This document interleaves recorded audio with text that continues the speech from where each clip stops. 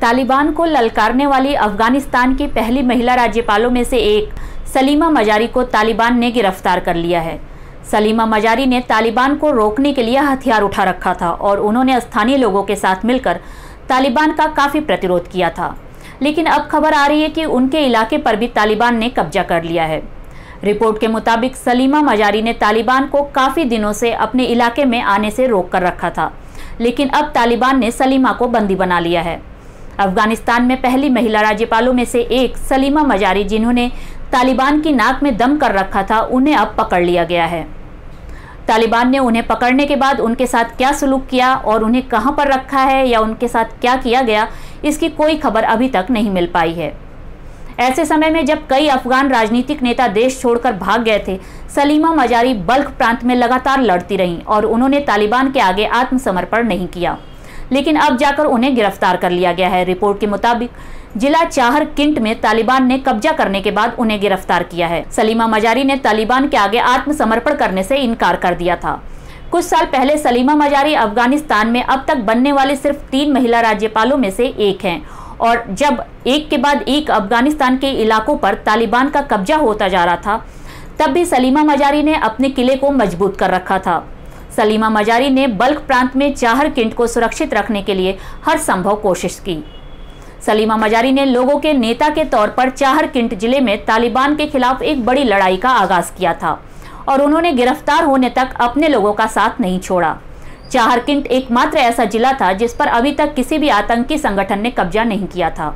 एक रिपोर्ट के मुताबिक सलीमा मजारी ने पिछले साल 100 से ज्यादा तालिबानी आतंकियों को सरेंडर कराकर उन्हें मुख्य धारा में लाने का काम किया था और उसके बाद से ही वो तालिबान की हिट लिस्ट में थी।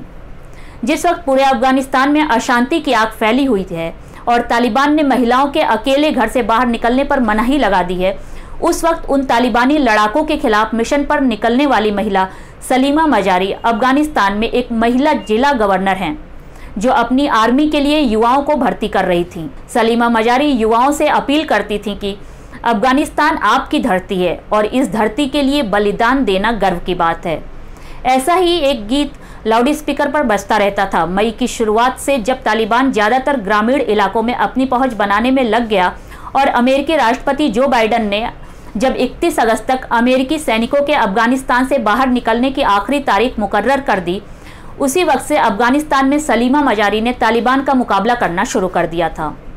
वैसे तो तालिबान हर उस शख्स को, हर उस समुदाय को खत्म कर देना चाहता है जो उसका विरोध कर रहा हो, लेकिन हजारा समुदाय से तालिबान खास तौर पर नफरत करता रहा है। हजारा समुदाय ने हमेशा से तालिबान को काफ़ी बड़ी चुनौती दी है। सलीमा मजारी भी हजारा समुदाय से ही आती हैं, जिनमें ज़्यादातर शिया मुसलमान हैं, और तालिबान सुन्नियों का संगठन है जो शियाओं को विधर्मी संप्रदाय का मानते हैं। हजारा समुदाय को तालिबान और इस्लामिक स्टेट के आतंकी लगातार निशाना बनाते रहे हैं। इसी साल मई में राजधानी काबुल के एक स्कूल पर हमला तालिबान ने किया था, जिसमें 80 से ज़्यादा लड़कियों की मौत हो गई थी।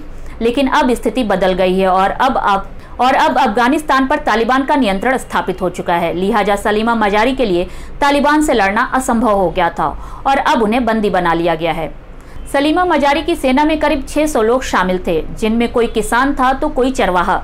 मजारी की सेना में शामिल रहे 53 साल के सैयद मुनव्वर भी पेशे से किसान हैं, जिन्होंने 20 सालों से हल चलाया है और सलीमा मजारी के कहने पर उन्होंने तालिबान के खिलाफ हथियार उठा लिया था। लेकिन अंजाम खौफनाक ही निकला। सैयद मुनव्वर ने पिछले महीने कहा था कि जब तक वे हमारे गांव पर हमला नहीं करते, तब तक हम कारीगर और कामगार हुआ करते थे। उन्होंने पास के एक गांव को हथिया लिया है और उनके सामान लूट लिए हैं। उन्होंने हमें गोला बारूद और हथियार खरीदने के लिए मजबूर किया है।